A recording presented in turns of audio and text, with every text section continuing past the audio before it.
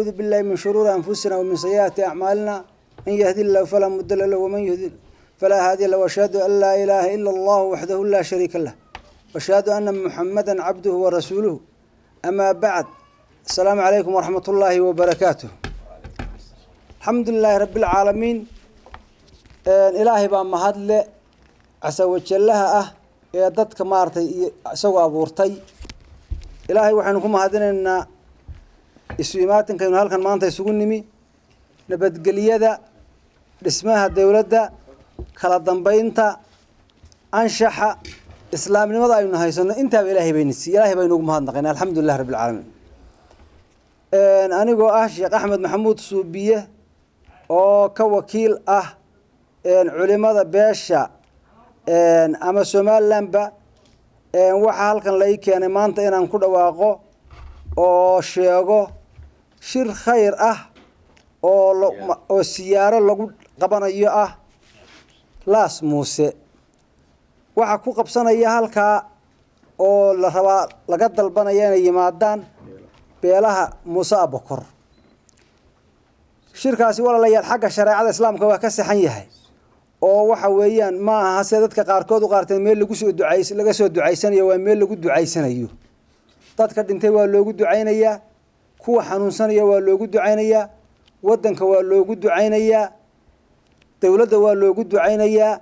cid kasta oo Soomaaliland waa loogu ducaynayaa waxa loogu ducaynayaa muraadkeeda oo aan macsi lahayn loo haysiyo khaasatan beelahaas ayaa ku ducaysanaya oo isku afkartay sida hadda la soo gaarsiiyay in ay isugu yimaadaan marka halkan maanta waxa kaliya aanu ka sheeganaa shirka waxaanu ka codsanaa dadka ka tirsan beelaha waaweyn ee beelaha Soomaaliland kamid ah ee beesha Musa Bakor inay isugu yimaadaan ducada siyaarada ee ay danahooda iyo diintooda iyo wadankooda iyo dawladooda ugu ducaanayaan ku ducaysanayaan sida awgeed waxa la isla afkartay maanta halka shirka inta fadhida hargeysa beelaha cidda ka joogta haday tahay madaxda kuwa dawladda ku jira iyo kuwan ku jirinba kuwa culimada kuwa tijaarta dadka ahlu wajuha sharafta kule beesha dhexdeeda ama wadankaba dhalinyarada salaadiinta boqorada culimada siyaasiyiinta inay isugu yimaadaan halkan 5 bisha 12 xaraf maalinta saacadu markay tahay 10 subaxnimo oo shirkaas insha Allah halka ka furmi doono waxa laga diyaarin doona halka Ilaahay idamki gudida qaban qaabada iyo isku dubaridka beelaha si anshax leh oo kala dambeyn leh oo wana ku jiro ay gudidaasi halka maalinta shirka uga wareegto oo ay ducada markaa u anbaqaado waxaan xasuusinayaa shir cid lagu ridayo ma aha shir cid lagu taageerayana ma aha shid Soomaaliland laga soo horjeedana ma aha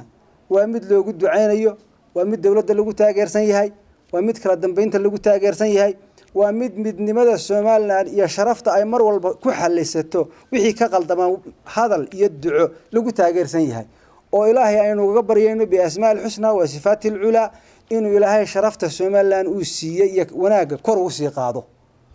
kaas ayuu taageersan yahay yaan loo qaadan shir xasaradaysan yaan loo qaadan shir si kale u socda sidaas ayuu ku cad yahay iclaankaas maanta yahay intaasan kaga baxaya وصلى الله وسلم وبارك على نبينا محمد وعلى آله وصحبه وسلم